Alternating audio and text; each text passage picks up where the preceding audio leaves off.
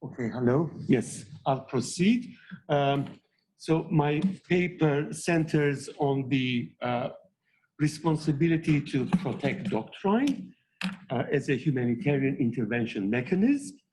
And the focus of my paper is why, in the case of Libya, we have witnessed a military intervention, use of force, and not in Syria. So succinctly, I will be presenting the key points of my paper.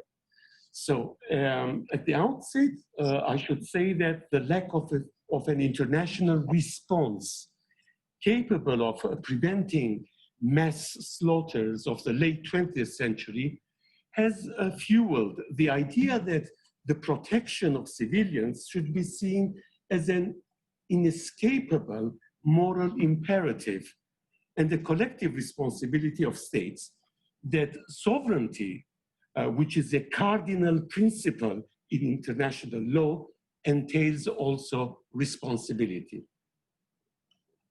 So how do I go to the next?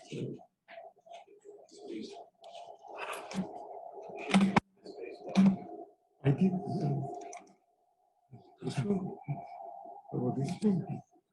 Okay, thank you very much. Okay, therefore, an important advancement on the subject of humanitarian intervention is the responsibility to protect doctrine. As you know, after the failure of the international community to successfully intervene in Rwanda in 1994, UN Secretary General Kofi Annan at the time posed the serious question how to balance state sovereignty and protection of all peoples from crimes against humanity, such as genocide. And of course, we should not lose sight of the Cambodian genocide, 1970s, that of Darfur, 2003, Liberia, two civil wars, and former Yugoslav Republic, and so forth. So after much debate on the legality and necessity of humanitarian intervention, the commitment to responsibility to protect was made at the UN World Summit in 2005. Here I should say that in 2000, the International Commission of Intervention and State Sovereignty, which was established by the Canadian government and a group of major foundations, the role was to support discussions in the UN on the R2P, and the report of the ICIS served as the basis for this doctrine. Therefore, the responsibility to protect was established as a doctrine on the of the UN at the UN World Summit, heads of states and government. It should be stressed that this is a political statement. It's not a norm as such. And it has been regarded as the global political commitment which reinforces responsibility of heads of states and government to protect civilian populations. So the objectives of the R2P never allow the international community to stand aside in the wake of industrial scale of atrocities and forbids sovereignty to take precedence over gross human rights violations. This includes genocide, war crimes, ethnic cleansing, crimes against humanity. So the R2P has three basic pillars. The first, states have the primary responsibility to protect their populations from these crimes. The second pillar addresses the commitment of the international community to provide assistance to states in building capacity to protect their populations from these crimes and assist those under stress before crises and conflicts break out. And the third pillar, of course, focuses on the responsibility of the international community to take timely and decisive action. That is, it triggers the war as such. the use of force to prevent and halt these crimes when a state fails to protect its population. So there are critics, for example, and proponents of this doctrine. Well, critics maintain that the states will act only in their own interest as such, therefore making humanitarian intervention difficult and biased. Well, that is true.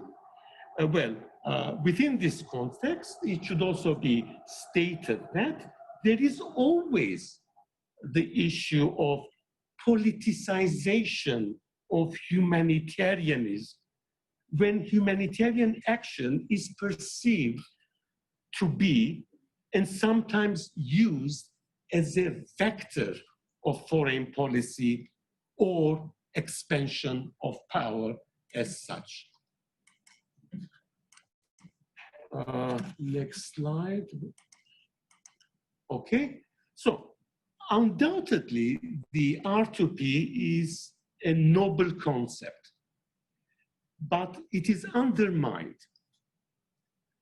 In what ways? To consistently and effectively protect civilians from international crimes. The R2P is held hostage by the UN Security Council, the body that holds express right to invoke or trigger Pillar 3, timely and decisive response, due to the divergent geopolitical interests, thereby rendering the doctrine ineffective, rather ineffective in its applicability.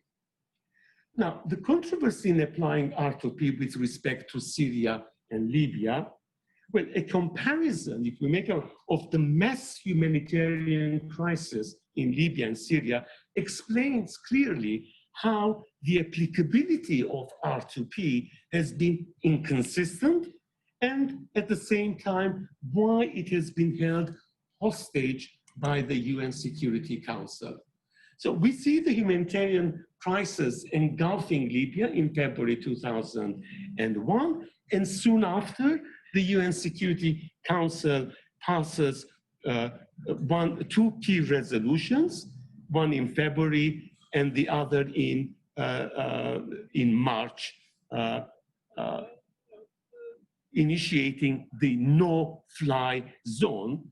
And this no-fly zone actually formed the legal basis for military intervention. Then we see the outbreak and intensification of the Syrian civil war in March 2011. Now, here it is interesting to note that one of China's, as you know, pillars in foreign policy is non-interference in the domestic affairs of other countries. But I would admire Obama's administration in this case, whereby Obama made certain that the Gulf state or the Arab states were on board, that this resolution shouldn't be seen as a Western initiative, Western, let's say, use of force. So he asked the Arab League to have a position on this, and the Arab League passed a resolution, and the African Union similarly. So the Obama administration, in fact, made it difficult for the Chinese and the Russians to veto these resolutions, because the Chinese, as I said, their cardinal principle, non-interference, although they had serious reservations about a UN decision calling for a new no-fly zone, but they were held back from blocking the resolution because of the demands of Arab and African countries. You see, here we see US diplomacy in play as such. The Arab League had requested the no-fly zone to be imposed, when it was the Obama administration that made it clear, if you want, you should be not verbally, but in writing, that is through a resolution, on board with us, so that the United States and the West will not be criticized for this, let's say, initiative as such. So Moscow and Beijing critical. West, they exceeded according to the initial mandate of 1973 resolution because they pursued regime change in Libya.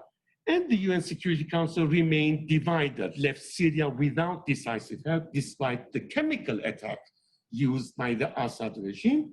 And Moscow and Beijing categorically were against a regime change in Syria. Now, if we look at Assad's ties, strong ties with Hezbollah, Iraq, Iran, Russia, and China. So they have on board two key permanent 5 members of the Security Council, that of Russia and China, wielding veto powers. So then it was considered that military intervention is costly and the negative implication it will have on the region. What complicated for the West as such to initiate a resolution of a no-fly zone or military use of force is the tens of thousands of jihadists operating in Syria actually further complicated the triggering of Pillar 3. Later, the situation grew more complicated and more costly. This is an interesting illustration. Conflict in Syria, a complex web of alliances. On the one side, we see Russia, Iran, Hezbollah, Iraq, Afghan fighters. So they're fighting the rebels. And whereas on the other side, you have Turkey, Saudi Arabia, Qatar, France, United States, Britain, and the coalition. They're supporting the rebels. Turkey is supporting rebels, but it's opposing the Kurds, fighting the Kurds. USA supporting the rebels, but fighting the Islamic states, the state groups, and so forth. So this is a complex way. So in the end, it really became very complex because for the United States was a question of the rebels. Who is the rebels? Because some were infiltrated, or they were infiltrated with jihadist factions as such. So they didn't have a clear, let's say, front, let's say, a rebel, let's say, faction as such. They were rather diluted, that's the phrase. So relations of between Syria with Russia and China, of course, this was a key factor.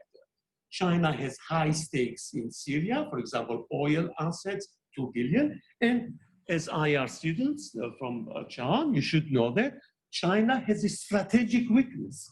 And that weakness is lack of crude oil, fossil fuel. They are dependent on that fossil fuel from the Arab Peninsula and so forth. Russia trade, military ties with Syria, Cold War ally, isn't it? And the naval base there. So, and China and Russia have, I would say, visceral distrust vis-a-vis R2P and consider humanitarian argument as a pretext for justifying any kind of intervention, military or not, in internal affairs of other states. So a few more slides and I conclude my presentation.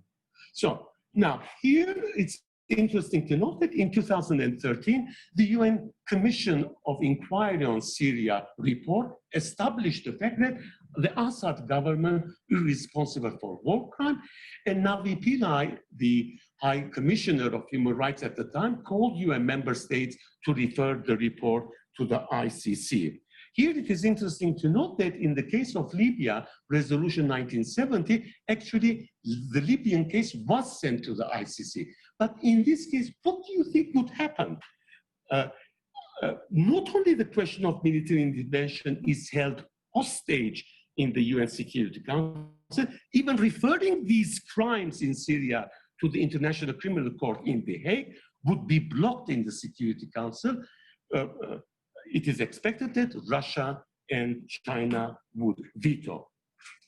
Okay.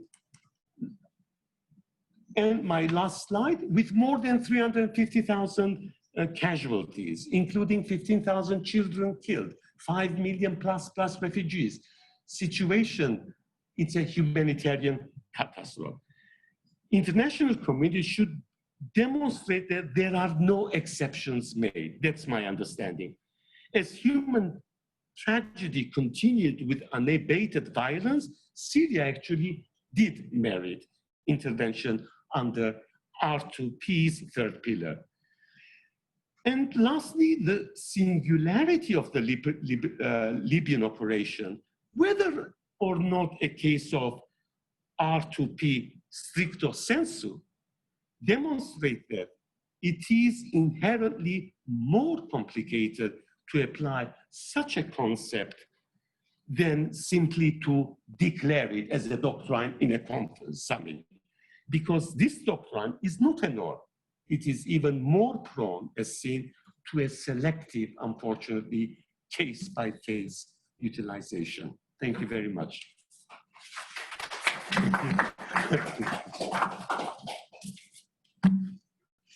We have one question. Yes. Lucas Nagel asked,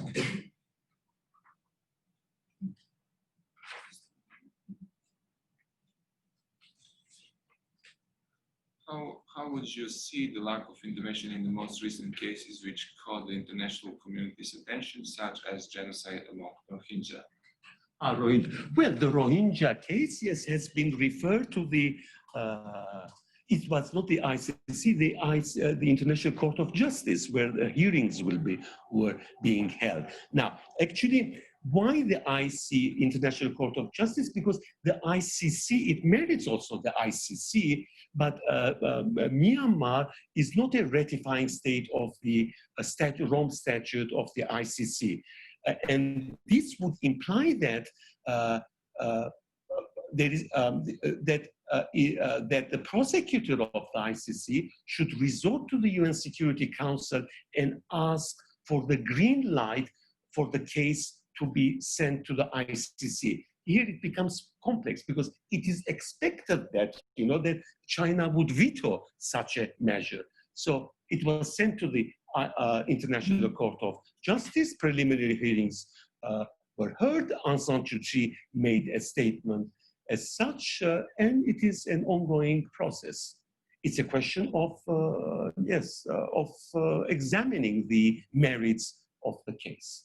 And there is a very strong case because even the United States Congress also had a resolution declaring this as a genocide as such. Thank you. Do we have any further questions? Thank you very much. Okay. Okay. Excellent. Thank you How so about much, on to the point? 30 minutes.